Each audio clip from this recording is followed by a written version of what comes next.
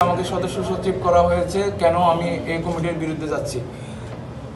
আমাকে যদি বলা হয় কোনো চাঁদাবাজ কিংবা কোনো মামলাবাজ, কোনো টেন্ডারবাজ, তাদের সাথে যদি আমাকে এক টেবিলেও বসতে বলা হয় তা আমি ওইখানে আপত্তি জানাবো। আমি ওদের সাথে এক টেবিলেও বসবো না। এই জায়গায় আমার নৈতিকতার প্রশ্ন, এই জায়গায় আমার অভ্যুত্থানের যে স্পিরিট, অভ্যুত্থানের চেতনার প্রশ্ন। আমি এই প্রশ্নের আমার অবদানকে, আমার চেতনার গায়ে আমি দাগ লাগতে দিব না কোনো চাঁদাবাজের জন্য।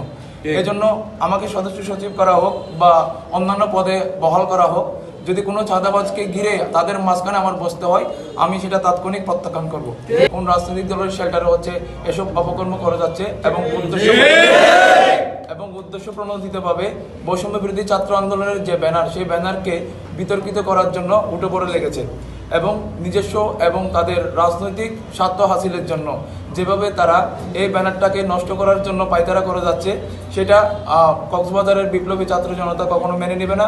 এবং আমাদের আগামী সংগ্রাম তাদের বিরুদ্ধে আমি ঘোষণা করছি, যারা বৈষম্য বিরোধী ছাত্র আন্দোলনের ব্যানারকে নষ্ট করার জন্য, রাজনৈতিক ফায়দা হাসিলের জন্য এবং ব্যক্তিগত স্বার্থ হাসিলের জন্য উঠে পড়ে লেগেছে। তাদেরকে আমি বলতে চাই, কক্সবাজারের সাধারণ ছাত্র জনতা জেগেছে এবং তাদের কোনো ষড়যন্ত্র, তাদের কোনো স্বার্থ হাসিলের জন্য তাদের অবৈধ যে চিন্তাধারা, সেই চিন্তাধারাকে আমরা অবশ্যই প্রতিহত করব। গতকালকে আপনারা দেখেছেন একটা কমিটি ঘোষণা হয়েছে। কমিটি ঘোষণা হওয়ার 5 মিনিটের মধ্যে যে কক্সবাজারের সাধারণ শিক্ষার্থীরা যারা আন্দোলনরত ছিল, তারা অনেকেই কমিটিতে এসেছে এবং অনেকে হচ্ছে কমিটিতে জায়গা পায় নাই। এবং যারা কমিটিতে এসেছিল তারাও কিন্তু সাথে সাথে তাৎক্ষণিক পদত্যাগ করেছে। পদত্যাগ করার মাধ্যমে তারা জানিয়েছে এরকম পকেট কমিটি, এরকম দুর্নীতিবাজ কমিটি, চাঁদাবাজ কমিটি, এগুলা কক্সবাজারের ছাত্র জনতা মানে না। তারা এটা ঘৃণা করে প্রত্যাখ্যান করেছিল। কিন্তু আমরা কতবার সরাবো?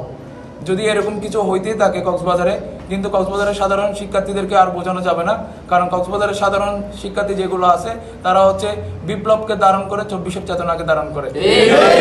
তারা কোনো অন্যায়কে বা এরকম কোনো অবৈধ পকেট কমিটি কিংবা চাঁদাবাজ, মামলাবাজ যেগুলো আছে, যারা বিভিন্ন রাজনৈতিক দলের পোস্টেড নেতাকর্মী হওয়া সত্ত্বেও বৈষম্য বিরোধী ছাত্র আন্দোলনে ঢুকে বিভিন্ন স্বার্থ হাসিলের জন্য পায়তারা করে যাচ্ছে, এগুলো কক্সবাজারের ছাত্র জনতা কখনো মানবে না এবং আশা করছি কোনোদিন মেনেও নেবে না।